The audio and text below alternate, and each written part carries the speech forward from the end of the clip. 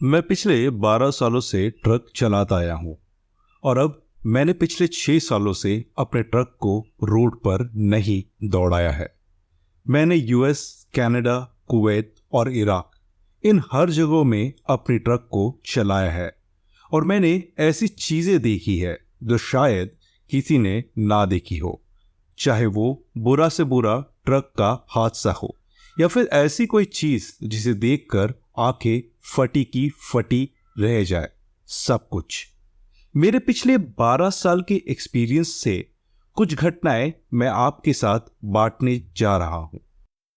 एक रात मुझे फोन आता है कि मुझे एक गाड़ी को टो करना है जो कि मेरी लोकेशन से लगभग 1 घंटे की दूरी पर थी। मैंने हाँ कह दिया और तुरंत गाड़ी की लोकेशन पर पहुंचने मैं निकल जाया। मैंने जैसे ही गाड़ी को टो कर लिया मैं वापस आने लगा। अब रात हो चुकी थी, इसलिए मुझे हल्की हल्की नींद आने लगी थी। मेरी शॉप अभी भी काफी दूर थी। मुझे थोड़ी और समय के लिए अपने ट्रक को चलाना था। मैं उस समय सिवेल माउंटेन की सड़कों पे अपने ट्रक को चला रहा था। तभी मैंने अचानक से देखा कि एक औरत जो सफेद कलर का गाउन पहने हुए है वो मेरी ट्रक के सामने चली आती है। मैंने तुरंत अपनी ट्रक पर ब्रेक मारा। अब क्योंकि ट्रक की रफ्तार काफी तेज थी तो मैं समय पर अपने ट्रक को नहीं रोक सका और वो ट्रक उस औरत के ऊपर चढ़ जाती है। जब वो ट्रक मैंने रोकी तो मैंने क्या देखा। मैं ये सोचकर घबराए जा रहा था कि मैंने किसी औरत के ऊपर अपने ट्रक को चढ़ा दिया है और मैंने उसकी जान ले ली है। मैं डर की वजह से कांपते हुए ट्रक के बाहर निकला और मैंने जब देखा कि मेरे ट्रक के सामने कोई औरत नहीं है, कोई खून के निशान नहीं है, मेरी ट्रक को तो बिल्कुल नुकसान नहीं हुआ था, तो मेरी रूह पूरी तरह कांप जाती है। मैंने ट्रक के नीचे जब देखा तो वहां पर भी कुछ नहीं था, तो सिर्फ मेरी ट्रक के टायर्स के जो निशान होते हैं वो थे। जबकि आप ट्रक या किसी गाड़ी को अचानक से रोको तो आप टायर्स के निशान आ जाते हैं, वो चीज थी। मैं जल्दी से ट्रक के अंदर बैठा, अपने ट्रक को चालू किया और वहां से लगातार तेजी में मैं अपनी ट्रक को भगाते हुए अपनी कंपनी की ओर ले जाने लगा। तभी मुझे अपने ट्रक के ऊपर से किसी चीज के चलने की आवाज आने लगी और मुझे कुछ सुनाई दिया।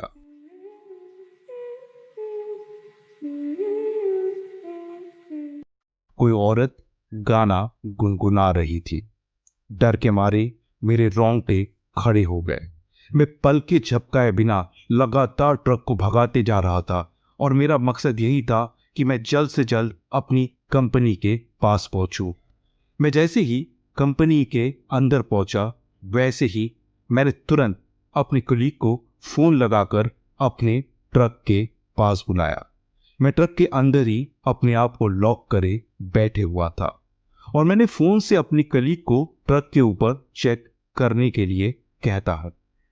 तो मुझसे पूछे जा रहा था कि क्या हुआ, किस बात के लिए तुम मुझे चेक करने के लिए कह रहे हो।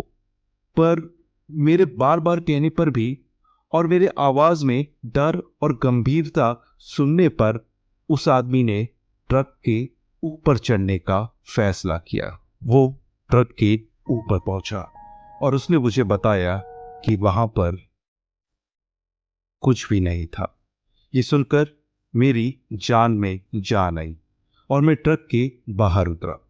मैंने उसे ट्रक से नीचे उतरने में मदद करी और हम दोनों जाकर अपनी कंपनी में एक केबिन में बैठ जाते हैं। उसने मुझे फिर से पूछा कि मैं इतना डरा हुआ क्यों हूं और मेरे चेहरे पर 12 क्यों बजे हुए हैं। तब मैंने थोड़ा सा पानी पिया और उसे सारी बात बताई। अब वो सब सुनने के बाद बहुत गंभीर हो चुका था और वो बहुत ही गंभीर आवाज में मुझसे बोला, जॉनथन, तुम खुशकिस्मत हो कि तुम बच गए। उसने मुझे फिर आगे बताया कि कई साल पहले वहां पर एक औरत का बहुत बुरी तरीके से खून कर दिया गया था। फिर उस घटना के बाद कई लोगों ने उस औरत को रोड पर देखे जाने की बात रिपोर्ट करी है, वाइट कपड़ों में, बिल्कुल उसी सेम जगह पर। अब ये सुनने के बाद मेरे तो रोंगटे पूरी तरह खड़े हो जाते हैं। मैं बस ये सोच रहा था कि अगर मैं वहां पे थोड़ी देर और रुक जाता, या शायद वो औरत अगर मुझे मेरे सीट के पास बैठे हुए दिखती, तो मेरा क्या होता। मेरे परिवार में लोगों की ऑक्यूपेशन या तो मिलिट्री रही है या ट्रकिंग, और मैंने ट्रकिंग को चुना। मैं अपने बारे में थोड़ा बता देती हूं। मैं अपने हस्बैंड से मिली थी जब मैं 18 साल की थी। मेरी शादी 20 साल की उम्र में हो चुकी थी और 21 की उम्र में हमने ये निर्णय लिया कि हम दोनों साथ में ट्रक चलाएंगे। अब जिन लोगों को ट्रक ड्राइवर के बारे में ज्यादा अच्छे से जानकारी ना हो, तो मैं बता देती हूं। ट्रक ड्राइवर्स को काफी अच्छी सैलरी दी जाती है और कुछ नियम भी होते हैं जिसे जानना और मानना पड़ता है। एक व्यक्ति ट्रक को एक दिन के कुछ निश्चित घंटे ही चला सकता है और उस कुछ निश्चित घंटों के बाद उसे थोड़े समय के लिए नींद जरूर लेनी होगी। ये गवर्नमेंट के द्वारा ट्रक से होने वाले हादसे को रोकने के लिए नियम बनाए गए हैं। हमारा ट्रक काफी बड़ा था। उसमें एक बड़ा सा केबिन भी था जिसमें हम शांति से और अच्छे से सो भी सकते थे। हमने ये निर्णय लिया कि वो दिन में ट्रक चलाएंगे और मैं रात में। मुझे रात के समय ट्रक चलाना इसलिए पसंद था क्योंकि रात के समय रोड बिल्कुल खाली रहता है और मैं आराम से बिना किसी रोक टोक के अपनी ट्रक को चला सकती थी। अब कहानी पर वापस आते हैं। मैं उस समय एरिज़ोना के हाईवे पे अपने ट्रक को चला रही थी। मैं अपनी ट्रक के दाएं और बाएं दिशा में ट्रैफिक के लिए देख रही थी और तभी मैंने देखा वो कोई जानवर था जो अपने 2 पैरों पे दौड़ते हुए मेरी ट्रक की स्पीड को मैच करने की कोशिश कर रहा था। देखते ही देखते वो अपने चारों पैरों पर दौड़ने लगा और मेरी ट्रक की रफ्तार को उसने मैच कर लिया। मैंने जैसे ही नीचे ट्रक की स्पीडोमीटर पर देखा तो मेरी स्पीडोमीटर पर स्पीड थी 30 मील प्रति घंटा, मतलब लगभग 50 किलोमीटर प्रति घंटे की रफ्तार से मेरी ट्रक चल रही थी। मैंने अपने दाएं ओर देखा और मैंने देखा उसका बड़ा सा सर मेरी ओर मुड़ता है और मेरी आंखों में वो आंखें डालता है। ये कोई जानवर था, इतना पतला और इतना कमजोर सा ये दिखाई दे रहा था कि मैं उसकी रीढ़ की हड्डी तक देख पा रही थी। उसका सर बिल्कुल उसके शरीर के लिए बहुत बड़ा दिख रहा था और उसके हाथ पैर भी काफी लंबे थे। उसके शरीर पर बिल्कुल भी बाल नहीं थे, सिर्फ खाल थी और ऐसी जो कि गल रही हो। वो दौड़ते जा रहा था और एक बात जिसने मुझे उस समय इतना घबरा दिया था वो ये थी कि उसकी आंखें हर समय मेरी तरफ गड़ी हुई थी और वो बिना सामने देखे मेरी ट्रक की रफ्तार को मैच करते हुए दौड़े जा रहा था। मैं घबरा गई। मैंने अपने ट्रक के एक्सेलरेटर पर पैर पटके और अपने ट्रक को तेजी से भगाना शुरू कर दिया। मैंने सामने देखा तो रेड लाइट का सिग्नल था, पर मुझे उस बात से बिल्कुल फर्क नहीं पड़ा। मैंने सिग्नल तोड़ दिया और अपनी ट्रक को भगाती गई। थोड़े टाइम बाद जब नॉर्मल हुआ तो मैंने देखा कि अब वो जानवर वहां पर नहीं था। मेरी सांस में सांस आई। तभी मैंने अपने हस्बैंड को उठाने का सोचा। न जाने वो जानवर कहां से मेरी ट्रक से आके भिड़ जाता है। जब से जानवर पर मेरी ट्रक की हेडलाइट्स पड़ी तब मैंने उसे अच्छे से देखा। उसके हाथ पैर काफी पतले लेकिन लंबे थे। उसके पंजे इतने बड़े थे कि किसी भालू जैसे बड़े जानवर को भी एक बार में 2 टुकड़े कर दे। उस भिड़ने की आवाज से मेरे हस्बैंड उठ गए और उन्होंने मुझसे पूछा कि क्या हुआ है।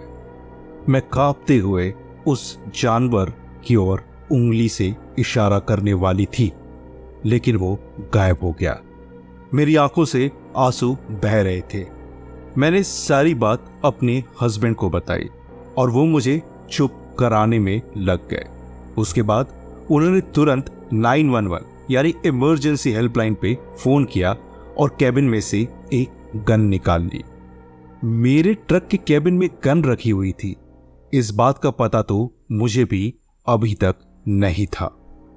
मैं अभी भी रोए जा रही थी और वो मुझे दिलासा दिला रहा था कि सब कुछ सही हो जाएगा और अब मेरी हालत थोड़ी ठीक भी होने लगी और हम दोनों उसके बाद शांति से अपने कैबिन में बैठे हुए थे। पर तभी हम दोनों ने एक आवाज सुनी, जिससे हम अपनी जगह पर बैठे बैठे ही डर के मारे जम जाते हैं।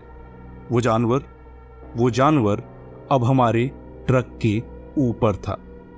मैं डर के मारे चिल्लाने ही वाली थी, पर मेरे हस्बैंड ने मेरे मुंह पे अपने हाथ को रखा और मुझे चिल्लाने से मना किया। उन्होंने मुझे धीरे से शांत रहने का इशारा करते हुए अपनी गन को रीलोड किया और ट्रक की खिड़की को नीचे करने लगे। उन्होंने ट्रक से झांक कर देखा और तुरंत अपने सर को अंदर कर लिया। मैं बहुत बुरी तरीके से डर चुकी थी और मुझे अपने हस्बैंड की भी चिंता हो रही थी। तभी मेरे हस्बैंड ने ट्रक की केबिन के रूफ पर अपने गन को पॉइंट किया और गोली चला दी। और ऐसा करते ही वो जानवर जोर से चीख उठा। वो गोली उस जानवर को लग चुकी थी। उछलते हुए वो ट्रक से नीचे कूदा और जंगलों की ओर भागने लगा। मैंने अपने हस्बैंड को गले लगा लिया और मैं जोर जोर से रोने लगी। थोड़ी ही देर बाद पुलिस आ जाती है और मेरे हस्बैंड ने उन्हें सारी घटना डिटेल में बता दी।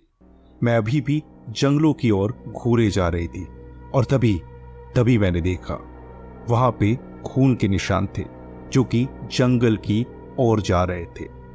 मैंने वो खून के निशान अपने हस्बैंड को दिखाए और मेरे हस्बैंड ने पुलिस वालों को उन निशानों के बारे में बताया। पुलिस वालों ने हमें हमारे घर पर छोड़ दिया और मेरे हस्बैंड ने कंपनी में इन्फॉर्म करके बता दिया कि क्या हुआ है। उस हादसे के 2 महीने तक मैं अपने घर के बाहर कदम तक नहीं रखती हूँ। अब सब कुछ ठीक हो चुका था। मेरी हालत पहले से बहुत ही ज्यादा बेहतर थी। तभी मेरे हस्बैंड को एक दिन पुलिस स्टेशन से फोन आता है। उन्होंने मुझे जो बताया वो जानकर मैं दंग रह गई। दरअसल जब पुलिस वालों को उन खून के निशानों के बारे में पता चला तो उनकी एक छोटी सी टुकड़ी उन निशानों का पीछा करते हुए जंगल के अंदर जाती है और उनका पीछा करते हुए वो जंगल में एक ऐसी जगह पर पहुंचे जिसके बारे में ही शायद किसी ने सुना हो। वो एक गुफा थी, एक ऐसी गुफा जिसका मुंह तो काफी सकरा था, लेकिन जैसे जैसे आप अंदर जाते जाओ वैसे ही वो गुफा बड़ी होती जाती और वहां पर पुलिस वालों को कुछ ऐसे जानवरों की हड्डियां मिली जिनके बारे में अभी तक जांच पड़ताल चल रही है। वहां पर एक्सप्लोजिव्स की मदद से एक्सप्लोजन किया गया और उस गुफा को बंद कर दिया गया और उस हाईवे पर भी एक छोटा सा पुलिस स्टेशन खड़ा कर दिया गया है ताकि ऐसा कोई हादसा आगे किसी के साथ ना हो।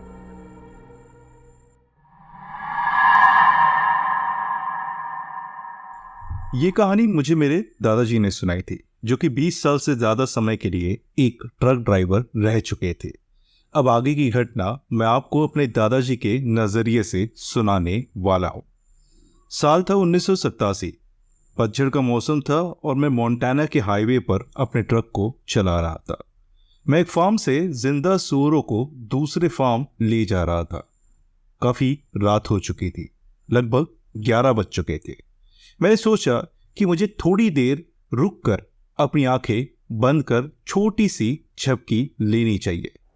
मौसम काफी अच्छा था और हल्की ठंडी हवा ट्रक के अंदर भी आ रही थी। तभी मैंने रोड के बाएं तरफ एक जगह देखी जहां पर मैंने अपने ट्रक को खड़ा कर दिया। मैंने ट्रक का दरवाजा खोल ट्रक से नीचे उतर मैंने हर चीज को एक बार चेक कर लिया कि सारे के सारे दरवाजे अच्छे तरीके से लगे हुए हैं या नहीं, और उसके बाद मैं अपने केबिन में जाकर सो गया। रात के 3 बजे के आसपास मेरी आंखें खुल जाती है। मेरे कानों में सुअरों के चिल्लाने की आवाज पड़ रही थी।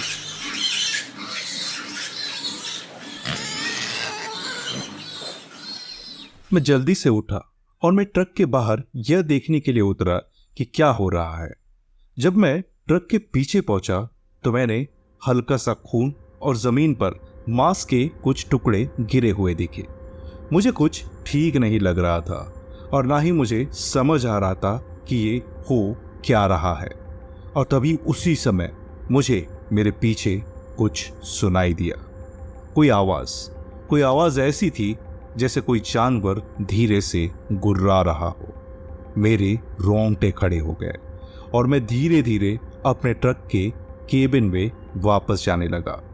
मैं जैसे ही ट्रक के केबिन में पहुंचा मैंने तुरंत अपने ट्रक को स्टार्ट किया और वहां से निकल गया। वह सब एक्सपीरियंस करने के बाद मेरी नींद पूरी तरह से उड़ चुकी थी और मैंने 2 घंटे और ट्रक चलाया और एक ट्रक स्टॉप पर जाके मैंने अपनी ट्रक को तब रोका। सूरज आखिरकार निकल आया था और मैं अब ट्रक को अच्छे तरीके से चेक कर सकता था और मैं ट्रक के नीचे उतरा। मैं ट्रक के पीछे गया और मैंने ट्रक को अच्छे से चेक करना चालू कर दिया। अब जब मैंने अच्छे से उजाले में अपने ट्रक को देखा तो मुझे पता चला कि ट्रक के अंदर मौजूद एक सूअर मरा पड़ा हुआ था और उसके शरीर पर एक काफी बड़ा कट भी लगा था। मैं सोच में पड़ गया कि वह क्या चीज है जो ट्रक के अंदर घुसने की कोशिश कर रही थी कि तभी मेरे बगल से एक ट्रक ड्राइवर गुजरा और वो अपने ट्रक को रोक के नीचे उतरता है और मेरे पास पहुंचता है। उसने मुझे पूछा कि क्या हुआ है। मैंने उसे जवाब दिया कि मुझे कुछ नहीं पता कि क्या हो रहा है। तब उसने मुझसे पूछा, तुम्हें क्या लगता है कि इस जानवर को किसने मारा होगा? उसके सवाल का मेरे पास कोई जवाब नहीं था, इसलिए मैं बस चुप होके उसे देखता रहा। वह आदमी पूरे ट्रक को अच्छे से चेक करने लगा और ट्रक के पिछले वाले हिस्से में वो किसी चीज को टटोल रहा था। जो मैंने उसे पूछा कि तुम क्या कर रहे हो, तब उसने ट्रक के नीचे वाले हिस्से से एक बड़ा सा काला पंजा निकाला और मुझे दिखाया। मैं वह देखकर दंग रह गया। मुझे समझ नहीं आ रहा था कि यह पंजा किस जानवर का हो सकता है। उसने मुझे वो पंजा दिया और मुझसे कहा कि मैं कहीं पर भी ना रुकूं और रोड पे ही बना रहूं। और उसने मुझे ये भी बताया कि उसने काफी सारी ऐसी घटनाओं के बारे में सुना है जहां पर कि ट्रक ड्राइवर इसी रोड के इसी रास्ते पर गुम हो चुके हैं। मैंने उसे शुक्रिया कहा और अपने ट्रक के फ्यूल टैंक को भर के निकल गया।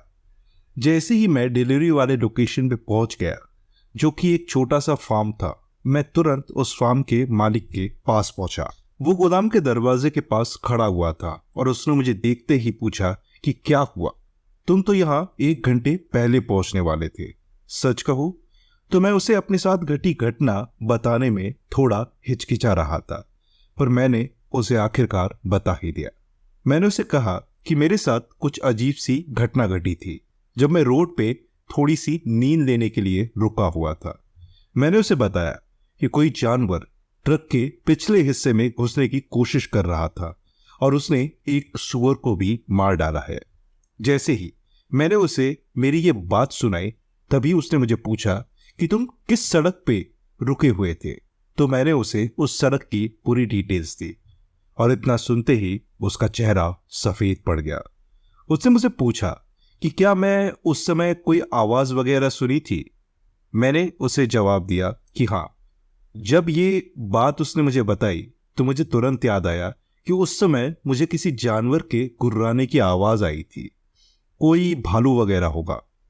वो ये जवाब सुनकर थोड़ी देर शांत रहा और फिर उसने मुझसे कहा कि दोस्त, इस इलाके में मैं पिछले 60 साल से ज़्यादा समय से रह रहा हूँ और यहाँ पिछले 60 साल में कोई भी भालू दिखाई नहीं दिया है।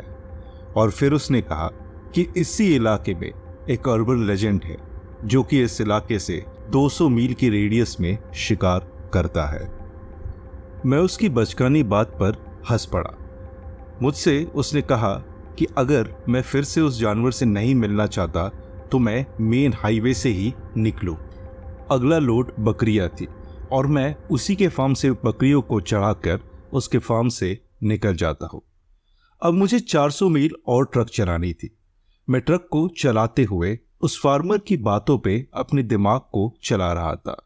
कैसे उसने मुझे मेन हाईवे ही पकड़ने के लिए कहा और वो चेतावनी भी मुझे दे रहा था कि अगर मैं उस जानवर से नहीं मिलना चाहता तो मैं उसी हाईवे को पकड़ूं।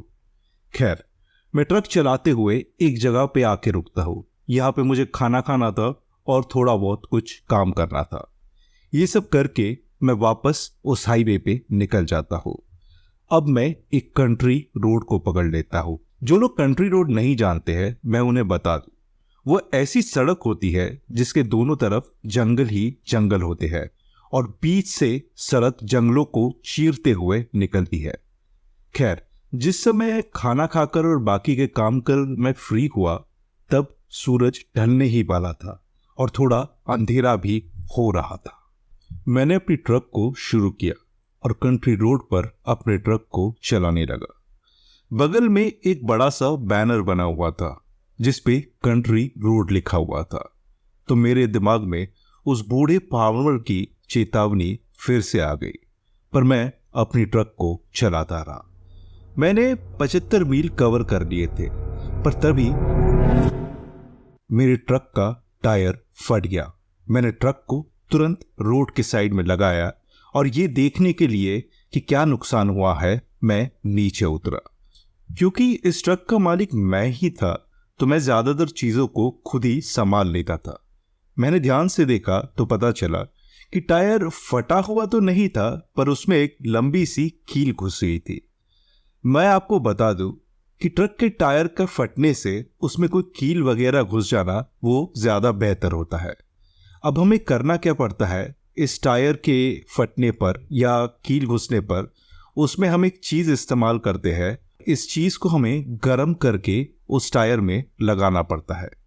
अब क्योंकि ठंड इतनी ज्यादा थी और ठंड का समय था तो इस चीज को इस्तेमाल करने के पहले हमें इसे हल्का गर्म करना पड़ता है और इस वजह से मैं अपने प्लग किट को निकालकर उसे इस्तेमाल करने से पहले हल्का गर्म करने लगा। तब मुझे किसी चीज की आवाज पीछे से सुनाई देती है।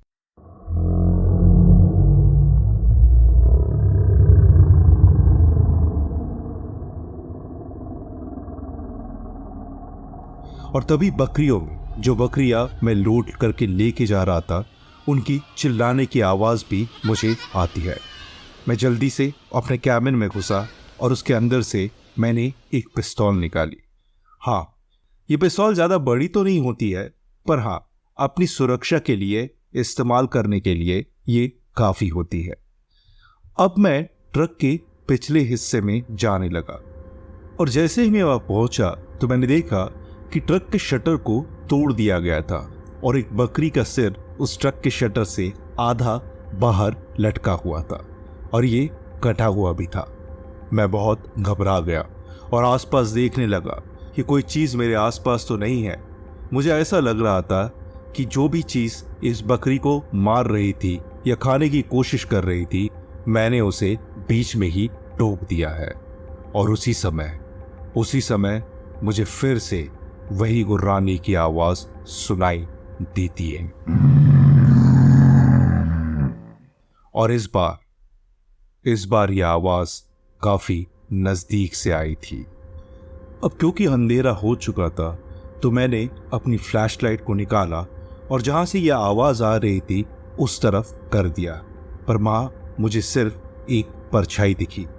मैंने गौर से उस चीज को देखा और ध्यान से और देखने की कोशिश की तो मैंने देखा उसकी आंखें पीली थी और वो कम से कम 7 से 8 फीट लंबा होगा।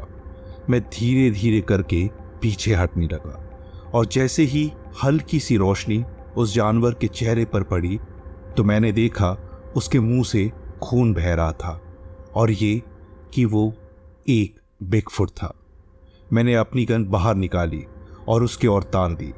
इतना करते ही वो अपनी जगह पे रुक गया, मानो कि उसे पता हो कि गन का क्या इस्तेमाल होता है।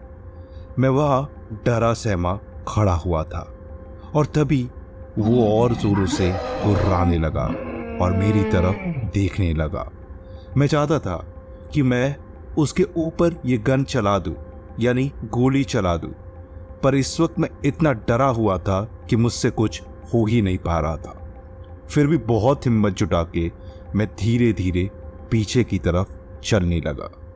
अब मेरे दिमाग में एक दूसरा ख्याल आया कि कैसा हो अगर मैं जल्दी से अपनी केबिन में पहुंच जाऊं और वहां पे पड़े हुए कैमरे से मैं इस चीज की तस्वीर ले लूं। मैं धीरे धीरे कदमों से पीछे की तरफ चलता गया। मैंने जब अपनी ट्रक के दरवाजे को खोला तो तुरंत मैं अंदर गया और मैंने कैमरे को निकाला। जब तक मैं ये सब कर रहा था पीछे से बकरियों की आवाज फिर से आने लगी। मैं ये समझ गया कि ये जानवर फिर से बकरियों के पास पहुंच गया है। मैं दौड़ के पीछे जाता हूं और मैंने तुरंत उसकी फोटो ली और तुरंत मैं फिर से भागते हुए अपने ट्रक के केबिन में घुसा, अपने ट्रक को चालू किया और तुरंत मैं वहां से निकल जाता हूं। अब मैं अगले एक ट्रक स्टॉप पे रुकता हूं और वहां मैंने अपनी ट्रक को रोका और तभी वहां का एक कर्मचारी आके मुझे पूछता है क्या मुझे किसी मदद की ज़रूरत है। मैं जब ट्रक के नीचे उतरा तो उसने मेरा चेहरा देखा और वो समझ गया कि मुझे कुछ तो हुआ है। उसने मुझे अपने ट्रक स्टॉप के अंदर एक केबिन में बिठाया और उसने अपने दूसरे मैकेनिक को कहा कि वो मेरी ट्रक को ठीक करे। जब तक मैं बैठ के पानी वगैरह पी रहा था तभी मैंने अपने कैमरे को निकाला और अपने कैमरे में देखने लगा कि वो फोटो कैसी आई है। भले ही पहली बार मुझे कुछ ठीक से दिखाई नहीं दिया, पर उस पहले कर्मचारी ने मुझे पूछा कि यह डरावनी तस्वीर आपने कहां से ली है। मुझे तो कुछ ठीक से दिख नहीं रहा था। उसके बाद मैं उठा, अपने मुंह और आंख को मैंने फिर से धोया और उसके बाद उन्हें पोंछा और तब जब मैंने उस तस्वीर को वापस देखा तो मुझे दिखाई देती है 2 पीली आंखें और एक बड़ी सी घनी काली परछाई। मैं ये देख के समझ गया कि मैंने शायद इस चीज को अपने कैमरे में कैप्चर कर लिया है। मैंने तुरंत वहां से फोन मिलाया और उन डिलीवरी वालों को बताया कि मैं समय पर नहीं पहुंच पाऊंगा या शायद मैं पहुंच ही नहीं पाऊंगा। मैंने उन्हें एक दूसरी ट्रक भेजने के लिए कहा जो कि इन बकरियों को लेके अपने डेस्टिनेशन पर पहुंचा दे।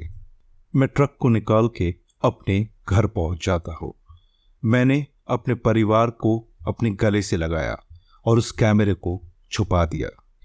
अब अगर आपको ध्यान हो तो ये घटना एक व्यक्ति के दादाजी ने उन्हें सुनाई थी और इस कहानी में जो छोटा लड़का था वो उस व्यक्ति का पिता है। मुझे और मेरे परिवार को भले ही आज तक बिगफुट, वेयरवुल्फ ऐसे अर्बन लेजेंड्स होने का ज्यादा विश्वास नहीं है, पर आज भी जब मैं वो तस्वीर देखता हूं तो मेरी रूह कांप जाती है। मुझे ये लगता है जंगलों की गहराइयों में और अंधेरों में ऐसी खूंखार चीजें हैं जो कि हम बयां तक नहीं कर सकते। जंगल के अंदर की शांति और अंधेरा अपने अंदर ऐसे कई सारे राज छुपा के रखता है जो कि हम सोच भी नहीं सकते। कुछ ऐसी चीजें जो हम देखना नहीं चाहते या हम शायद देख नहीं पाएंगे। मैं हमेशा यही दुआ करूंगा न ही मुझे और न ही आप में से किसी को कभी भी ऐसी किसी चीज का सामना करना पड़े।